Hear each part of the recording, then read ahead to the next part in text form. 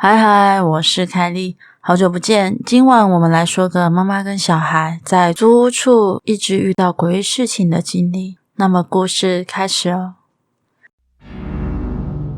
这是我约莫4、5年前住在旧租屋处遇到的恐怖经历。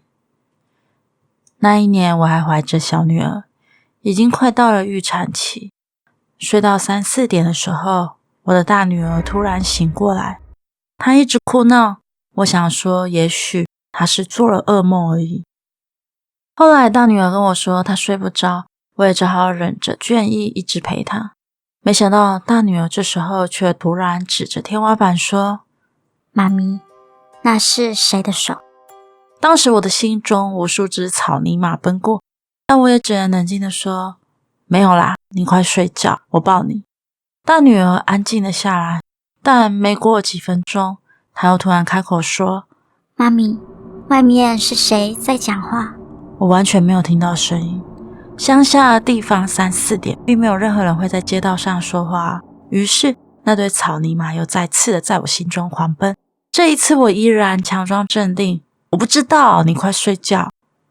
但是那个夜晚他睡不着，我也彻底清醒了。由于我老公的工作是轮班制，不同于一般上班族的我，有着固定的上下班时间，所以我们的日常常常就是我一个人独自在房里睡觉，而我老公可能还在楼下看着电视。那一个晚上，我在房里独自睡着，而我老公一如往常的在楼下看着电视。时间呢接近凌晨，突然我感觉到肚子一阵痛意，我在床上翻滚了许久，最后还是坐起身来。吃了什么？怎么这个时间肚子痛？我穿上拖鞋，眼睛半睁半醒的走在往厕所的走廊上。到了厕所，坐上马桶，舒服的解放。你这样，我觉得奇怪。咦，老公这么晚了还在跟谁讲话？就是奇怪，是在讲电话吗？这么晚是在跟谁讲电话？不会是跟哪个女人在聊天吧？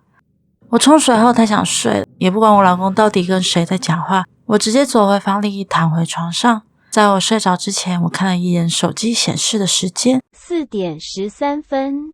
隔天我下班了，和休假的老公一起去吃饭。在路上呢，我就突然想到昨天晚上发生的事情。你凌晨在跟谁说话？我听你在那边跟人家讲话，是在讲电话吗？什么讲电话？我昨晚在看电影啊，哪有讲什么话？手握方向盘的老公满脸疑惑地看着我。不是啊，我半夜起来上厕所，听到你在跟人家聊天的声音啊。我这时候就有点生气了，觉得为什么你跟人家讲电话却不承认呢？老婆，我昨晚和朋友吃完宵夜，他们就回家啦。你也知道我顶多在楼下看个电影，而且3更半夜的，我要跟谁说话？我老公的口气已经带着一点点恐惧，他看着我很认真的回答。接着呢，他吞了吞口水说：老婆，你不要吓完我昨晚真的没有跟人讲话，而且电视的音量也很小。怎么可能？昨天晚上听到有人用台语在聊天啊，只是我听不清楚在说什么。讲到这里，我们两个便有默契的沉默，不再讨论这个话题。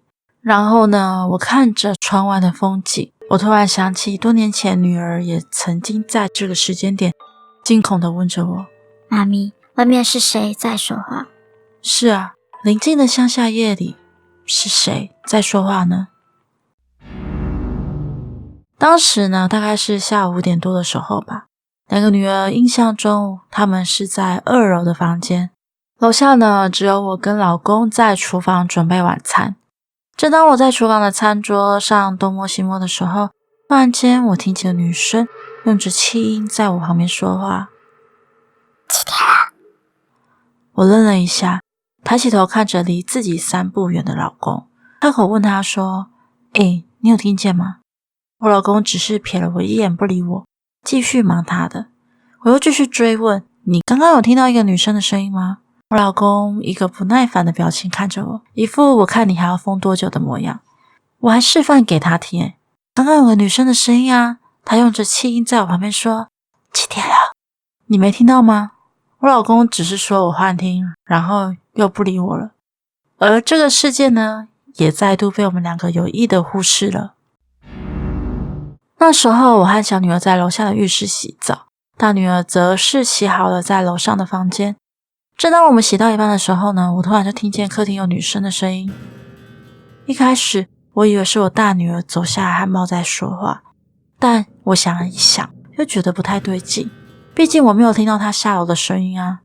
过了一会儿，那个声音又更大声了。这时候小女儿就看着我说：妈咪，是谁在说话？我也觉得纳闷我就把厕所的门打开，朝着客厅喊着：香香，是你在客厅吗？而那个女生呢，就用着我听不懂的语言说着话回答我。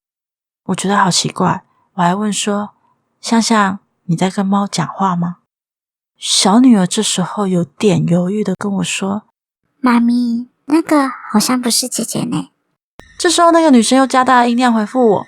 我开始觉得不对劲了，立刻朝着楼上大喊：香香下来！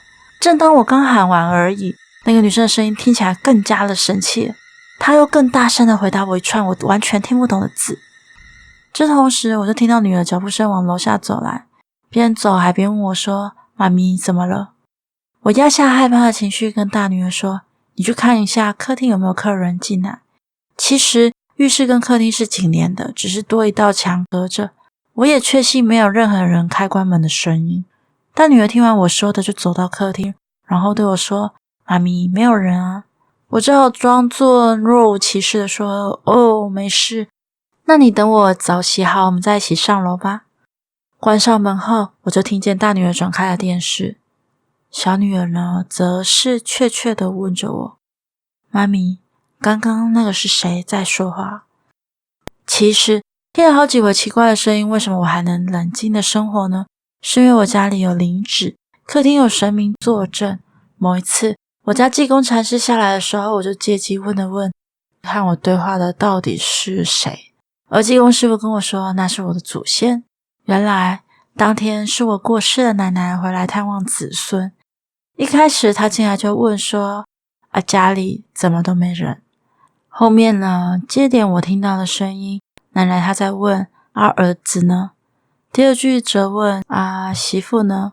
第三句则是说：孙子呢？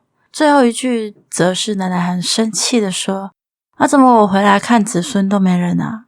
我听完济公师傅这样跟我说之后，我心里只是觉得，好啦，阿嬷，你也别这样吓我们好吗？故事结束咯。嗨嗨，大家喜欢今天的故事吗？频道休息了2个多月，终于回来更片咯。这一次就选了一则比较温馨一点的故事，希望大家会喜欢。如果大家对这个故事有什么想法，欢迎在下面留言跟大家分享哦。最后，喜欢我的影片的话，每个周六晚上8点半会更新，我们就一起在首播聊天室见面了。我们下次见啦，拜呢。